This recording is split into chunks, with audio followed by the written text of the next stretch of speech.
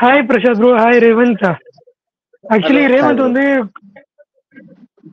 வந்து கொஞ்சம் பிஸியா இருந்தாரு, அதனால வர முடியல கொஞ்ச நாளா. இன்னைக்கு நம்மளோட திருப்பி ஜாயின் பண்ணியிருக்காரு. இந்தியா மேட்ச் போச்சு. அதுக்கப்புறம் நேற்று வந்து திருப்பியும் ஒரு க்ளோஸ் மேட்ச் பார்த்தோம், சவுத் ஆப்பிரிக்கா அண்ட் பங்களாதேஷ். அதே கிரவுண்ட்ல கிட்டத்தட்ட அதே மாதிரி உள்ள ஒரு லோ ஸ்கோர் சவுத் ஆப்பிரிக்கா அடிச்சு அதை டிஃபெண்ட் பண்ணாங்க. இன்னும் கேட்டீங்கன்னா இன்னும் லோ ஸ்கோர் இந்தியா அடிச்சதை விட.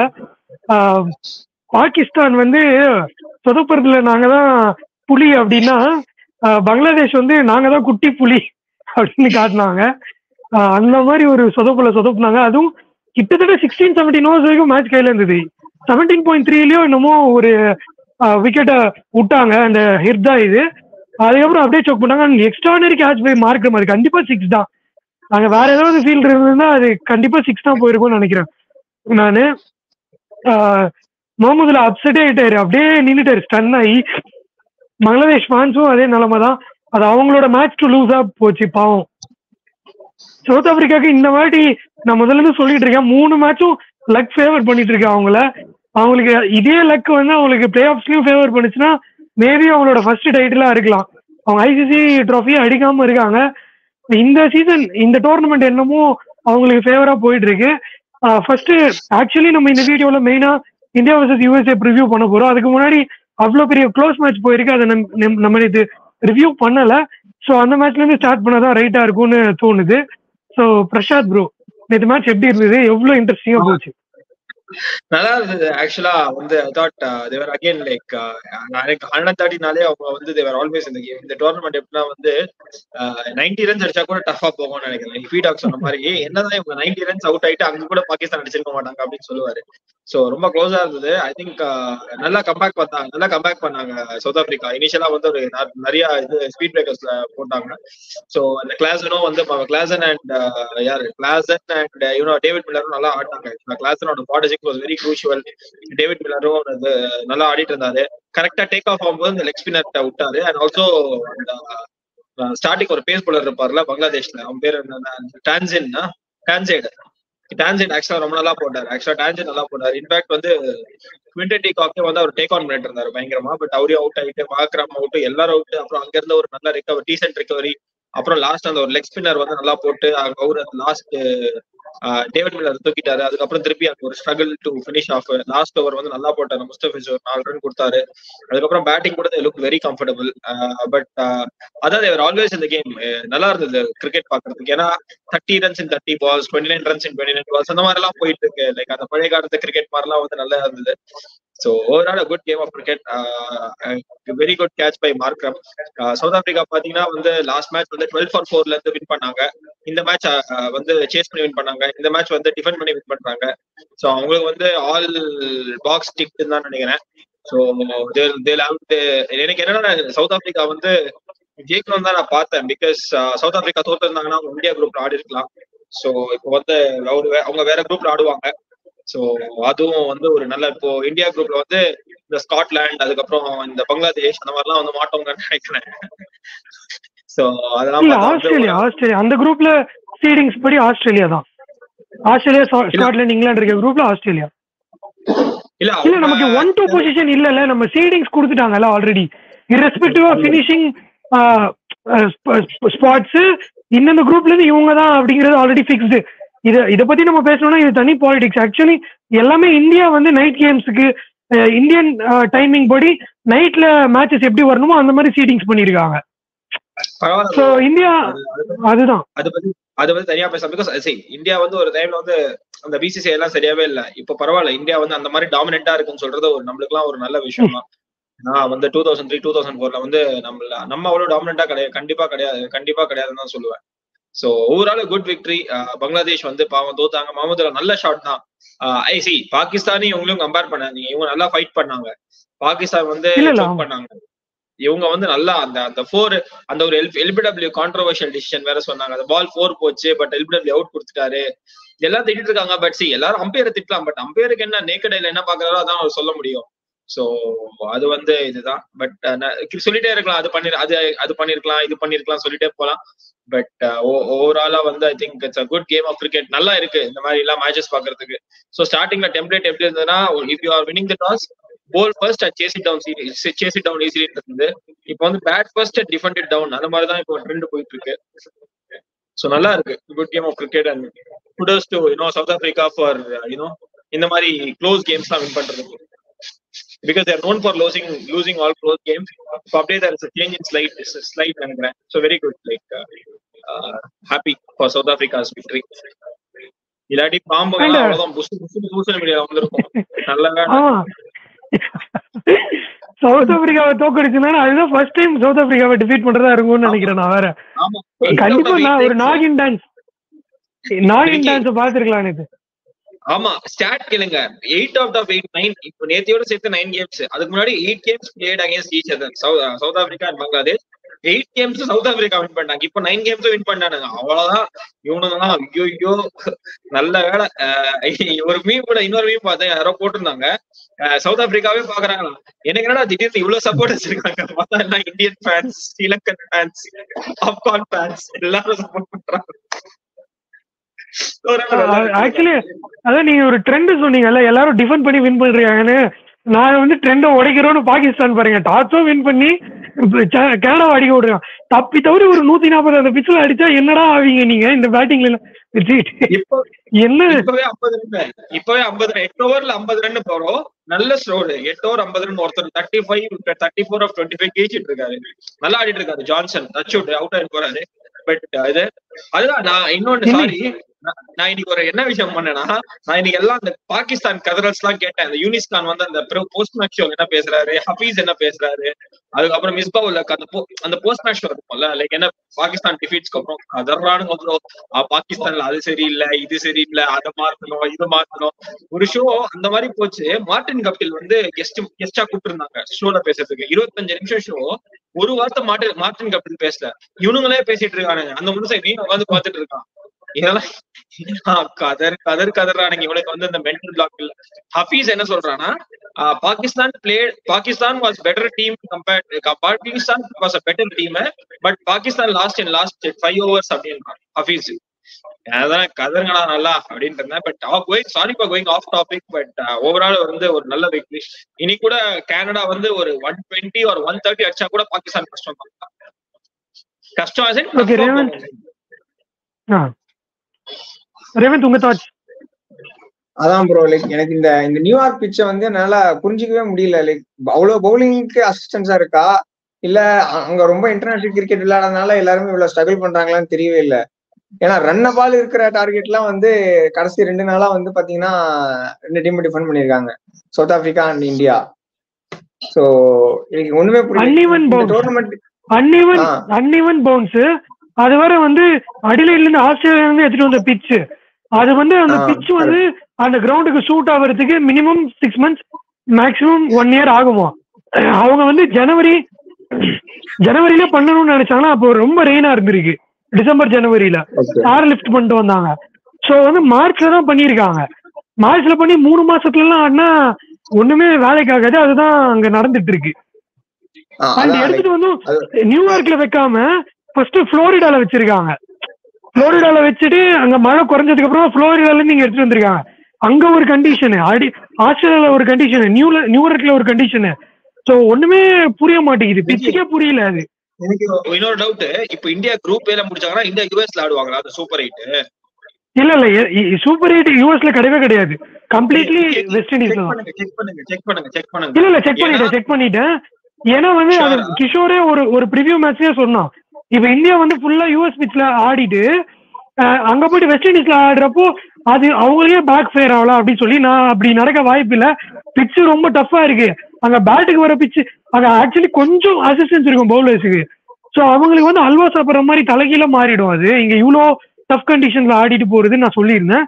அண்ட் பீடாகும் அதை பத்தி பேசிட்டு இருந்தாங்க, பீடாகும் அஸ்வினும் கூட.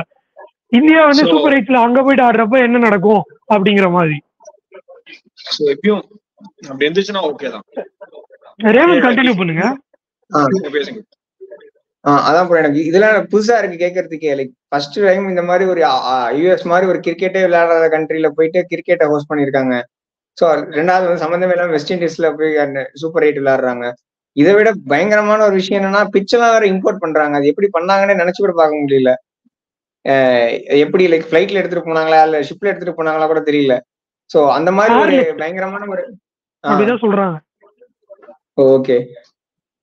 சோ லைக் இந்த மாதிரி நிறைய விஷயங்கள் லைக் ரொம்ப இன்னோவேட்டிவா இருக்கு. ஏன்னா ரொம்ப டஃப்பான ஒரு சேலஞ்சில், ரொம்ப டஃப்பான ஒரு கண்டிஷன்ஸ்ல நீங்க இதுல யார் சர்வை பண்ண போறாங்க அப்படின்றதுதான் ஒரு பயங்கரமான ஒரு இன்ட்ரெஸ்டிங்கான விஷயமே. ஏன்னா இதுல மூணு மேட்ச் வந்து ஒரே அந்த நியூயார்க்லயே விளையாட போறாங்க வேற இந்தியா. சோ லைக் இந்த ஐசிசி டோர்னமெண்ட்டே எப்படி லைக் இந்த T20 டோர்னமெண்ட் எப்படி இருக்குன்னா நிறைய புது புது விஷயங்கள் லைக் ரொம்ப சேலஞ்சிங்கான சிச்சுவேஷனுக்குள்ளதான் வந்து இருக்கே. லைக் 140 வின்னிங் டோட்டல், லைக் 140 நீங்க அடிச்சிட்டீங்கன்னா வின்னிங் டோட்டல்ன்ற மாதிரி ஒரு நிலைமை வந்திருக்கு. ஸோ லைக் ரொம்ப இன்ட்ரெஸ்டிங்கா இருக்கு ப்ரோ. இந்த பிச்சு இந்த லைக் நீங்க சொன்னீங்க இந்த இடத்துல இருந்து கொண்டு வந்து லைக் புளோரிடால வச்சு அதுக்கப்புறம் இங்க வச்சு செட் ஆகிறதுக்கே லைக் 6 மாசம் 1 வருஷம் ஆகும்போது அது நடுவுலயே மேட்ச் விளையாண்டு லைக் அதுல யார் பெஸ்டா பண்றாங்கன்றதான் இப்ப விஷயமே. ஸோ லைக் அதுவும் நேத்தி வந்து கமிங் டு எஸ்டர்டே மேட்ச் என்னன்னா கமெண்ட்ரியில கூட யோ மகேஷும் ரமேஷா தான் பேசிட்டு இருந்தாங்க. நீங்க அந்த அம்பையர்ஸ் கால் டெசிஷன்ல வந்து நீங்க வந்து அம்பையர் என்ன டிசிஷன் கொடுக்குறாரோ அதுதான்றீங்க. ஆனா அது வந்து ஒரு 4ஓ இல்ல ஒரு சிங்கிளோ அதுல போயிருந்ததுன்னா அது வந்து எடுத்துக்க முடியாதுன்னு சொல்றது வந்து என்னன்னு தெரியல. Umpire decision not out. அந்த பால் என்னாச்சு, ஒரு பேட்ல பட்டு ஒரு 2 ரன் ஓனாங்களா இல்ல பேட்ல பட்டு பவுண்டரி போச்சா, லைக் அந்த ஒரு விஷயத்துல வந்து இன்னும் அது மேட்ச் அந்த விஷயத்துல வந்து ரூல்ஸ் வந்து கொஞ்சம் மாத்தணும் கண்டிப்பா. ஏன்னா அந்த ஒரு சிங்கிளோ இல்ல ஒரு 4ஓ இல்ல 2 ரன் ஓடுனதும் வந்து மேட்சை மாத்தக்கூடிய ஒரு இதுவா கூட இருக்கலாம். நேற்று கூட அதான் பேசிட்டு இருந்தாங்க கமெண்ட்ரியில கூட. ஸோ லைக் இதெல்லாம் ரொம்ப சூப்பரா இருக்கு ப்ரோ. லைக் ரொம்ப இன்னோவேட்டிவா போயிட்டு இருக்கு இந்த டோர்னமெண்ட். ஏன்னா லைக் என்ன சொல்றதுனே தெரியல. லைக் நியூசிலாந்து வந்து ஆப்கானிஸ்தான் தோக்குறாங்க. இந்த மாதிரி லைக் 114 ரன் அடிச்சுட்டு டிஃபெண்ட் பண்றாங்க, 119 ரன் அடிச்சு டிஃபெண்ட் பண்றாங்க. கடைசியில ஃபுல் டாஸ் போட்டு அது கேட்ச் போச்சு. ஸோ என்ன நடக்கும்னே சொல்ல முடியல என்னால.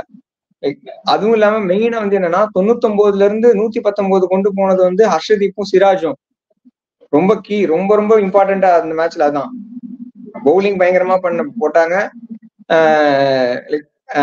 ரோஹித் சர்மா பயங்கரமா பவுலர்ஸ் ரொட்டேட் பண்ணாரு. அதெல்லாம் விட அந்த ஒரு 20 ரன் லைக் கடைசி வரைக்கும் அந்த எடுத்துட்டு வர வரைக்கும் எடுத்துட்டு போலான்னு ஒரு முயற்சி தான்.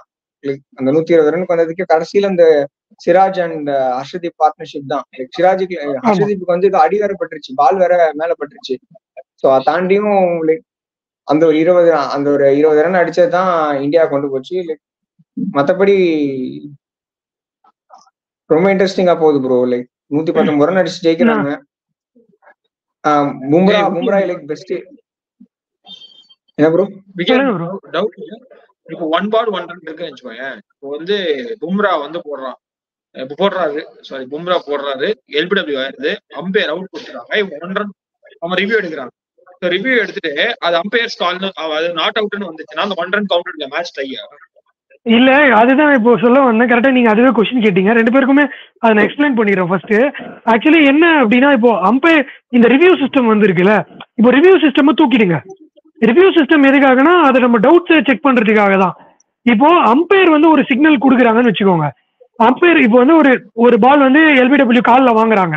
அது irrespective ஆஃப் இப்போ ரிவ்யூ சிஸ்டம் இருக்கிறதுக்கு முன்னாடி பேட்ஸ்மேன் கால்ல வாங்குறாங்க, அம்பையர் அவுட் கொடுத்தா அது அவுட். ஓகேவா? அம்பையர் வந்து ஒரு சிக்னல் கொடுக்குறாங்கன்னா, அம்பையர் ஒரு சிக்னல் கொடுத்தாங்கன்னா அங்க பால் டெட் ஆயிடுச்சுன்னு அர்த்தம். அதுக்கப்புறமா அங்க என்னென்ன ஆக்ஷன் நடந்தாலும் எதுவும் கிடையாது. அது வந்து ஆக்ஷன்ல எடுத்துக்கப்பட மாட்டாது. இப்போ வந்து ரிவ்யூக்கு போறாங்க, கால்ல பேட்ஸ்மேன் வந்து வாங்கிடுறாங்க, ரிவ்யூக்கு போறாங்க. சாரி, அம்பையர் வந்து அவுட் கொடுத்துறாரு, ரிவ்யூக்கு போறாங்க. இப்போ வந்து அது நாட் அவுட். ஆனா 1 run ஓடிட்டாங்க பேட்ஸ்மேன் வச்சுக்கோங்க. ஆனா அம்பையர் கொடுத்துட்டதால பால் டெட் ஆயிருச்சு. பால் டெட், இவங்க அதுக்குள்ள ஓடி முடிச்சிருக்க முடியாது. இவங்க அப்பீல் பண்ணுவாங்க, அதுக்குள்ள அம்பையர் கை தூக்கிடுவாரு. ஒன்ஸ் அம்பையர் கை தூக்குனதும் பால் டெட். அப்போ அவன் பாதி பிச்சில தான் இருப்பான். ஸோ ஆப்வியஸ்லி அது பால் டெட் ஆன அப்புறம் நடக்கிற ஆக்ஷன்ஸ் வந்து கணக்குல வராது. இன்னொன்னு, இதுக்கு ஆல்ரெடி நடந்த ஒரு பெரிய எக்ஸாம்பிள் என்னன்னா, SRH vs RR match, last ball 1 run to win, sorry 2 runs to win, கால்ல வாங்கிடுவாரு ரோமன் பவல் பூமி ஓவர்ல. 1 run ஓடவும் ஓடிடுவாங்க, அம்பையர் அவுட் கொடுத்துருப்பாரு. அது ஆப்வியஸ்லி அவுட் தான். ஆனா கமெண்ட்ரியில சொல்லியிருப்பாங்க, இப்ப அது நாட் அவுட்டா இருந்தா கூட SRH வந்து 1/1 run அப்படின்னு சொல்லி. ஏன்னா ஒன்ஸ் அம்பையர் ஆக்ஷன் வந்துருச்சு, சிக்னல் வந்துருச்சு அப்படின்னா பால் டெட் ஆயிடும். இதை சேஞ்ச் பண்ண முடியாததுக்கு காரணம் என்ன அப்படின்னா அது முன்னாடி இருந்த ரெகுலரா இவ்வளவு நாள் ட்ரெடிஷ்னலா இருந்த ரூல் தான். ஒன்ஸ் அம்பையர் சிக்னல் வந்துருச்சு அப்படின்னா பால் டெட். அதுக்கப்புறம் நடந்த எந்த ஆக்ஷன்ஸும் கவுண்டபிள் கிடையாது.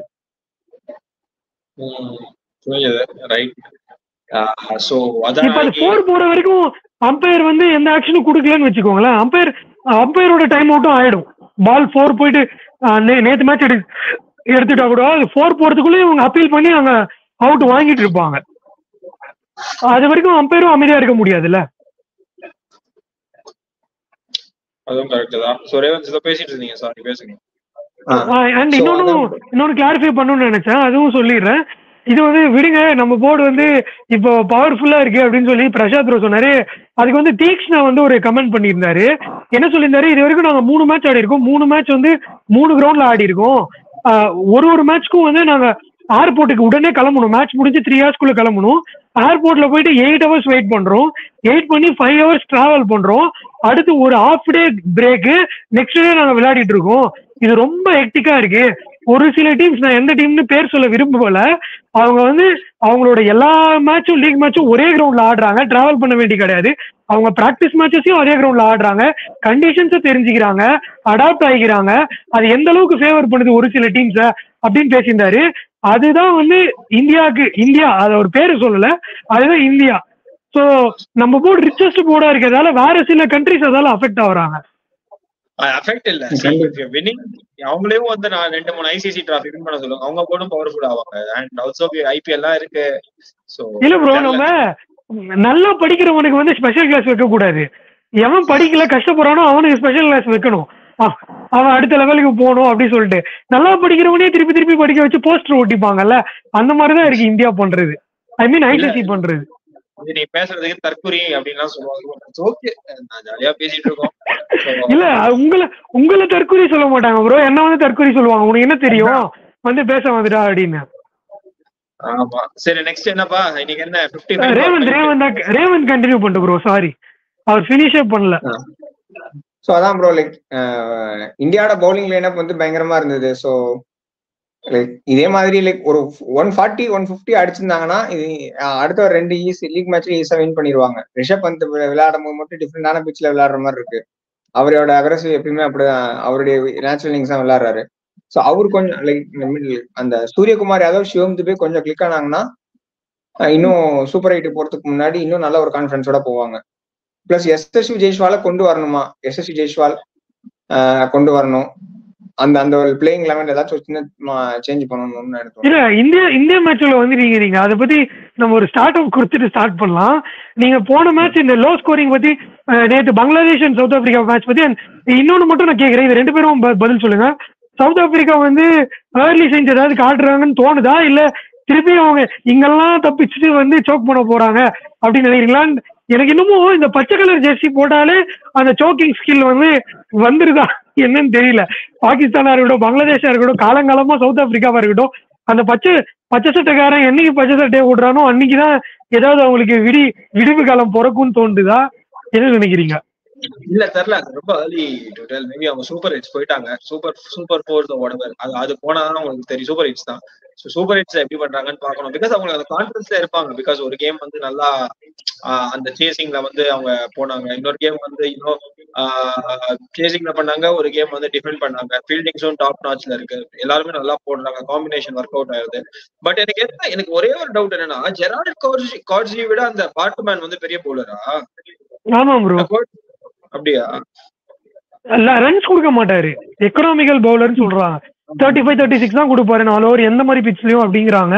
நமக்கு தெரியல இந்தியா மாதிரி கண்டிஷன் பிளாட் ட்ராக்ஸ்ல எந்த மாதிரி போடுவாருன்னு நமக்கு தெரியல. சவுத் ஆப்பிரிக்கால பண்ணிருக்காப்ல, எஸ்சிசி அவங்க ஜெயிச்சாங்கல்ல மார்க்ரம் கேப்டன்சில சன்ரைசர்ஸ், அதுல பெரிய ரோல் பிளே பண்ணிருக்காரு. ஸோ ஆப்வியஸ்லி நம்ம ப்ரிவியூல சொல்லியிருந்தோம், அந்த ஒரு சிலருக்கு அந்த கம்ஃபர்ட் ஜோன் இருக்கும், அந்த ரேப்போ இருக்கும்ல, நம்ம கேப்டன்சில இவங்க நல்லா பண்ணிருக்காங்க, ஸோ இவங்களுக்கு சான்சஸ் கொடுக்கணும். அந்த மாதிரி ஒரு மைண்ட் செட்ல மார்க்ரம் அவரை ஸ்டார்டிங் 11ல எடுக்கிறாப்ல. சரி, பட் தெரியல அவங்க லக்கு விட அவங்களுக்கு வந்து அந்த ஹை கான்ஃபிடன்ஸ். இந்த மாதிரி எல்லாம் ஜெயிச்சிட்டோம் பாத்துக்கலாம், அந்த மாதிரி ஒரு மைண்ட் செட்ல தான் போவாங்க. ஸோ அந்த கான்ஃபிடன்ஸ் தான் முக்கியம். ஸோ அந்த கான்ஃபிடன்ஸ் இருந்தாலே லக் ஆட்டோமேட்டிக்கா வரும். பார்ப்போம் லைக் எப்படி ஏர்லி சைன்ஸ். அண்ட் ஆல்சோ இந்த வேர்ல்ட் கப்ல I just worried only about Indian cricket. So பார்ப்போம் like hopefully things go on well. Okay Revanth. அதான் ப்ரோ லைக் இந்த லோ ஸ்கோரிங் தான் பயங்கர இன்ட்ரெஸ்டிங்கா இருக்கு. லைக் ஓவராலா நான் ஒரு சின்ன ஒரு எல்லா மேட்சுக்கும் நான் தனித்தனியா சொல்லாம ஒரு பொதுவா சொன்னோம்னா இந்த லோ ஸ்கோரிங்கே வந்து ஒரு பிக் சேலஞ்சா இருக்கு. லைக் பவுலருக்கான டோர்னமெண்டா இல்ல ஒரு பேட்ஸ்மேனுக்கு வந்து ஒரு கொஞ்சம் நிமிர்ந்து உட்காந்துக்கிறீங்களா? ரொம்ப கீழே போயிடுச்சு. இப்போ ஓகேவா? இப்போ அதான் லைக் இந்த லோ ஸ்கோரிங் ஒரு சேலஞ்ச், இந்த லோ ஸ்கோரிங் ஒரு சேலஞ்சா இருக்கு. 120 ரன் டிஃபெண்ட் பண்ணும்போது ஒரு 2 6 போனாலும் மேட்ச் ஓவர். ஸோ அதே மாதிரி இவங்களும் லைக் ஏர்லி விக்கெட்ஸ் விடாம பேட்டிங் லைனப் எப்படி இருக்கோ அந்த ஏர்லி விக்கெட்ஸ் விடாம ஆடணும். ஸோ நேற்றுலாம் பாத்தீங்கன்னா வந்து நல்லா போயிட்டு இருந்துச்சு பாகிஸ்தான். ஸோ ஜெயிச்சிருவாங்க நினைக்கிற டயத்துல முகமது ரிஸ்வான் விக்கெட்டுக்கு அப்புறம் எப்படி மேட்ச் டேர்ன் ஆச்சு, லைக் அது பயங்கரமா இருந்தது. ஸோ அதான் எனக்கு தெரிஞ்சு அப்ப அதான் பவுலர்ஸ்க்கான சவுத் ஆப்பிரிக்கா ஃபேவரட்ஸா நினைக்கிறீங்களான்னு அதுதான் ஆக்சுவலி கொஸ்டினா கேட்டேன், நீங்க டைவர்ட் ஆயிட்டீங்க. ஓ சாரி. சவுத் ஆப்பிரிக்கா சொல்ல முடியாது ப்ரோ, அவங்க ஜெயிச்சா நல்லா தான் இருக்கும். ஏன்னா நிறைய ரொம்ப வருஷமா வந்து அவங்க வந்து இந்த வேர்ல்டு கப்னு வந்துட்டா இந்த மெயினான ஸ்டேஜஸ்ல போயிட்டு இருக்காங்க. ஸோ இந்த மாதிரி டிஃப்ரெண்ட் கேப்டன்சி, டிஃப்ரெண்ட் எல்லாமே ஸ்பின் அட்டாக்ல இருந்து எல்லாமே பயங்கரமான ஒரு டிஃபரன்ஸா இருக்கு. ஸோ ஜெயிச்சா நான் எனக்கு சந்தோஷம் தான் ப்ரோ.